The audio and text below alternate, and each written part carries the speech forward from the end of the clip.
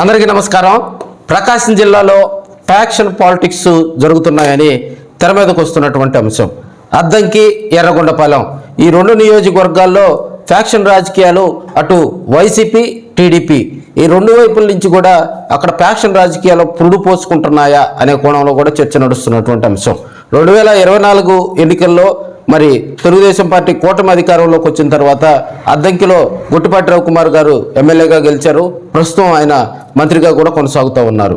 అయితే మనకి ఎర్రగొండపాలెం నియోజకవర్గానికి వచ్చేసరికి 2024లో అక్కడ జరిగిన పోరులో గూడూరి ఎరిక్షన్ బాబు గారి మీద ఎమ్మెల్యేగా తాటిపర్తి చంద్రశేఖర్ గారు గెలిచినటువంటి సందర్భాలు.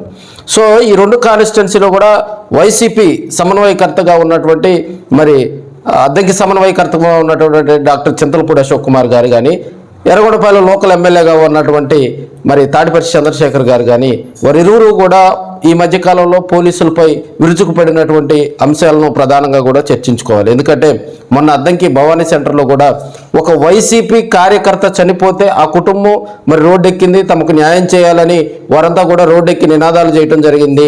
అయితే అక్కడ లాఠీ చార్జీ తమ కార్యకర్తల్లోనూ మరి వారి కుటుంబానికి అన్యాయం జరిగింది కాబట్టి వారు రోడ్డెక్కారు, తమ కార్యకర్తలపై పోలీసులు దురుసుగా ప్రవర్తిస్తున్నారంటూ మరి డాక్టర్ చింతలపూడి అశోక్ కుమార్ గారు కూడా అద్దంకి నియోజకవర్గంలో చేసినటువంటి గందరగోళ పరిస్థితులు. అక్కడ మనం ప్రత్యేకంగా కూడా కార్యకర్తలకు ఏ లీడర్ అయినా కూడా అండగా ఉండాలి. అది ఆయా పార్టీల్లో ఉన్నటువంటి ప్రయారిటీలను బట్టి కూడా ఉంటుంది.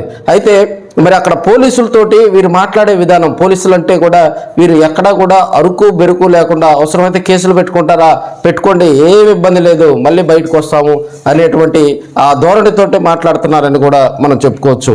అయితే దీనికి సంబంధించి వైసీపీలో ఉన్నటువంటి అక్కడికి వచ్చినటువంటి క్యాడర్లు, మరి అక్కడికి వచ్చినటువంటి నాయకులు ఆ కుటుంబానికి అండగా ఉండే దాంట్లోనే మరి డాక్టర్ చింతలపూడి అశోక్ కుమార్ గారు కూడా ఆ కుటుంబానికి న్యాయం జరిగే వరకు పోరాడతానని పోలీసులతో భీష్మించుకొని కూర్చొని ఆ కుటుంబానికి మరి బాసట కలిసి నిలిచినటువంటి సందర్భం. ఒక కార్యకర్త కుటుంబానికి ఏ ఇబ్బంది జరిగినా కూడా అండగా ఉంటాం అనేది కూడా వాళ్ళు ప్రజల్లోకి బలంగా తీసుకెళ్తున్నటువంటి అంశం. ఇదే కోణంలో కూడా అక్కడ ప్రత్యేకంగా పోలీసుల మీద వారు ప్రవర్తించిన తీరు, అటు పోలీసు వ్యవస్థ కానీ ఇటు ఆయన కానీ వారిద్దరి మధ్య జరిగినటువంటి సంభాషణలో వైరల్ అయినటువంటి పరిస్థితి. మరొక ఎర్రగొండపాలెం నియోజకవర్గంలో కనుక మనం చూసినట్లయితే ఎర్రగొండపాలెం నియోజకవర్గంలో అక్కడ లోకల్గా ఎమ్మెల్యేగా ఉన్నటువంటి తాటిపర్తి చంద్రశేఖర్ గారు కూడా మరి ఆయన ప్రస్తుతం మనకి అక్కడ ఎమ్మెల్యేగా కొనసాగుతూ ఉన్నారు. అయితే తాటిపర్తి చంద్రశేఖర్ వర్సెస్ అక్కడ గూడూరు ఎరిక్షన్ బాబు మధ్య కూడా మరి వైసీపీ అధికారం కోల్పోయిన దగ్గర నుంచి కూడా మరి వారిద్దరి మధ్య గందరగోళ పరిస్థితులు ఉన్నాయని మనం చెప్పుకోవచ్చు. 2024 ముందు వైసీపీ రూలింగ్ టైంలోనే ఎమ్మెల్యే తాడిపర్తి చంద్రశేఖర్ గారు కూడా అక్కడ వైసీపీ ఇన్ఛార్జిగా పనిచేయడం జరిగింది. సో అప్పుడు ఎమ్మెల్యేగా కూడా, మంత్రిగా ఎమ్మెల్యేగా కూడా ఆదిమూలం సురేష్ గారు కొనసాగుతూ ఉన్న సమయంలో ఆయన ఇన్ఛార్జిగా కూడా పనిచేయడం జరిగింది. అప్పుడు అధిష్టానం టికెట్ ఆయన కేటాయించడంతో కొంత క్యాడర్ను కూడా ఆయన అట్రాక్ట్ చేసే పనిలో అప్పట్లో మరి అక్కడ కొన్ని డెవలప్మెంట్ యాక్టివిటీస్ కూడా చేసినటువంటి పరిస్థితి. అయితే ప్రతిసారి సందర్భం వచ్చినప్పుడల్లా కూడా ఎరిక్షన్ బాబుకు ఇది ఒక అస్త్రంగా కూడా, ఎందుకంటే ఆయన అప్పట్లో ఎమ్మెల్యే కాదు కదా, అప్పుడు ఆ ఇన్ఛార్జిగా పనిచేసే టైంలో ప్రోటోకాల్ పాటించలేదు కదా అనేది కూడా ఎరిక్షన్ బాబుకు అది కలిసి వచ్చేటువంటి అంశం. అయితే ఇప్పుడు జరుగుతున్న పరిస్థితులు ఏంటంటే ఒక సోషల్ మీడియాలో ఎమ్మెల్యేపై పెట్టినటువంటి పోస్టులు రచ్చ.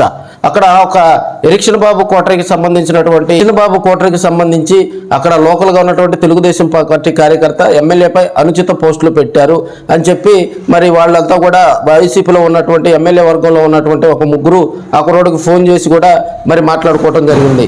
అయితే వీడియో అయితే అక్కడికి వచ్చినటువంటి వీడియోలో ఎమ్మెల్యే వర్గీయులు దురుసుగా ప్రవర్తించారు అనేది కూడా మనకి బాటంగానే వినిపిస్తున్నటువంటి అంశం. ఆ వీడియో సంభాషణ వింటే అర్థమవుతుంది.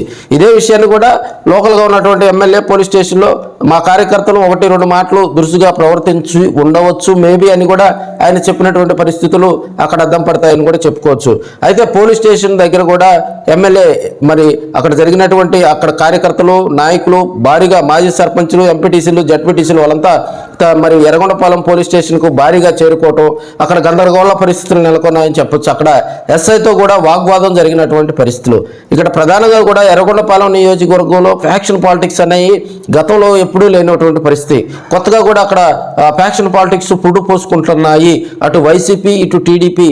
మేబీ ఈసారి అయినా కూడా ఇప్పుడు సోషల్ మీడియాలో పోస్టులు తగాదాలకు సంబంధించి మరి కూర్చొని మాట్లాడుకుంటే సమస్య పోయేటువంటి సమస్యను పెద్దదిగా చేసుకుంటే రేపు రేపు రేపు రేపు అనేది ఉంటుంది.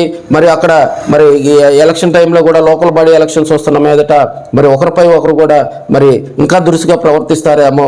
ఇప్పటికైనా కూడా అక్కడ జాగ్రత్త పడి వారి మధ్య కూడా మరి అక్కడ గట్టిగా కూడా పోలీసు బందోబస్తు ఏర్పాటు చేస్తే బాగుంటుందని కొంతమంది రాజకీయంగా చెప్తున్నటువంటి అంశం. అయితే అద్దంకిలో అటు గొట్టిపాటి రవికుమార్ గారు కానీ అదేవిధంగా తెలుగుదేశం పార్టీలో ఉన్నటువంటి లీడర్షిప్ కానీ ఈ వైసీపీ ఘటనపై అక్కడ భవానీ సెంటర్ దగ్గర జరిగినటువంటి ఆ నిరసన జంక్షన్లో జరిగినటువంటి నిరసన కార్యక్రమంపై వారు పెదవి ఇవ్వకపోవటం కూడా మరి కొసమేర పని మనం తెలియజేసుకోవచ్చు. ఏదైనా ఉమ్మడి ప్రకాశం జిల్లా అంటేనే కొన్ని కాన్ఫిడెన్షియల్ కాన్స్టిట్యున్సీస్ ఉండేవి. అయితే ఇప్పుడు అద్దంకి ఎర్రగొండపాలెం తెర మీదకి వస్తున్నటువంటి అంశాలు ఇక్కడ లోకల్గా ఉన్నటువంటి వైసీపీలో ఎమ్మెల్యేలు కానీ ఇన్ఛార్జీలు కానీ పోలీసులపై ఉవ్వెత్తు నెగిసిపడుతున్నారని కూడా మరి రాజకీయంగా చర్చ నడుస్తుంది. ఈ వేడి చల్లారేది ఎప్పుడు, అక్కడ మరి కార్యకర్తలకు సదామామూలుగా పరిస్థితులు వచ్చేది ఎప్పుడు అనేది కూడా మరి అటు వైసీపీ కానీ ఇటు టీడీపీ కానీ నాయకులు అయితే కోరుకుంటా ఉన్నారు. చూద్దాం మరి.